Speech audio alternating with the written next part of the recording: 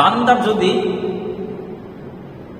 পাহাড় সমান তার গুনাহ থাকে, তো আল্লাহ তাআলার দয়া, আল্লাহ তাআলার মাগফিরাত হচ্ছে মেঘমালা পর্যন্ত।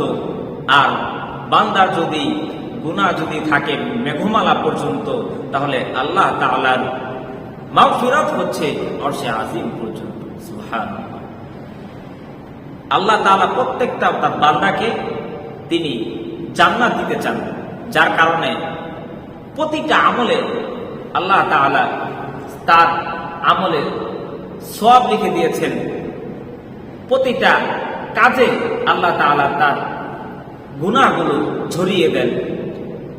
আল্লাহ রাব্বুল আলামিন বলেন, গোলাম রে, তুই বাসা থেকে মসজিদে আসবি নামাজ পড়ার জন্য, আমি আল্লাহ তাআলা প্রতিটা কদমে কদমে তোর গুনাহকে ঝরিয়ে দেব। গোলাম, তুই মসজিদে এসে নামাজ পড়বি, মসজিদে এসে 2 রাকাত নামাজ আদায় করবি, আমি আল্লাহ তাআলা তোর গুনাহগুলো ঝরিয়ে দেব।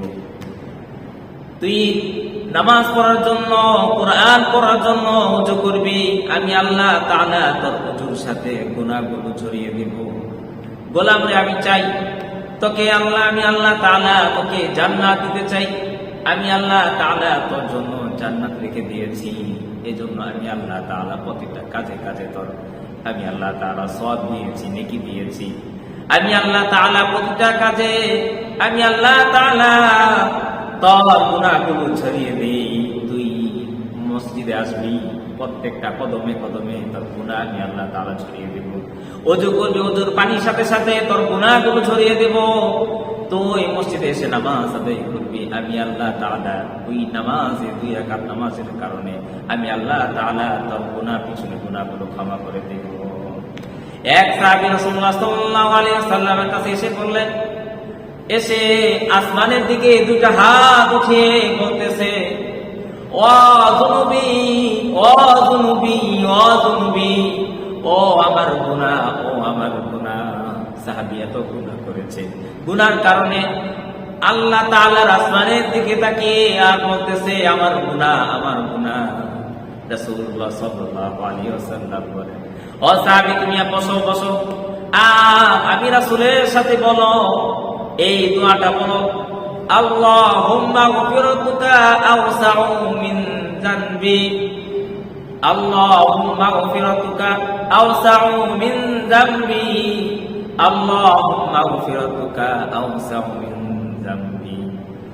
ও সাহাবী, তুমি এই দোয়াটা 3 বার পড়ো, আল্লাহ তাআলার কাছে কথা বলো, আল্লাহ, আমার গুনাহ যতটুকু, আমার গুনাহ থেকে তোমার ক্ষমার পরিধি বেশি, আমার গুনাহ থেকে তোমার ক্ষমার পরিধি বেশি। তুমি যদি এই কথা বলো, আল্লাহ তাআলা তোমার পিছনের সমস্ত গুনাহটা ক্ষমা করে দেবেন। আল্লাহ তাআলা সমস্ত গুনাহ খাতা তোমার ক্ষমা করে দিবেন। শুধু তাই না, তুমি যখন রাতে বেলা ঘুমাতে যাবা, তখন একটা দোয়া 3 বার পড়বা, আল্লাহ তাআলা তোমার ওই দোয়ার কারণে পিছনে সমস্ত গুনাহ খাতাগুলোকে আল্লাহ তাআলা ক্ষমা করে দিবেন।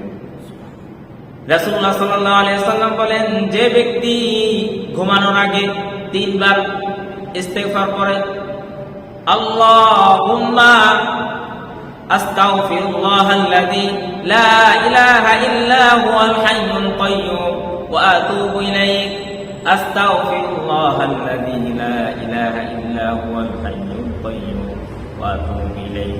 এই দোয়াটা যে ব্যক্তি 3 বার পরে শুবে, তার জীবনে সমস্ত গুনাহ খাতাগুলোকে আল্লাহ তাআলা ক্ষমা করে দিবে। তার গুনাহ যদি পাহাড়ের সমান হয়, তাহলে আল্লাহ তাআলা তার পাহাড় সমান গুনাহকে আল্লাহ তাআলা ক্ষমা করে দিবে।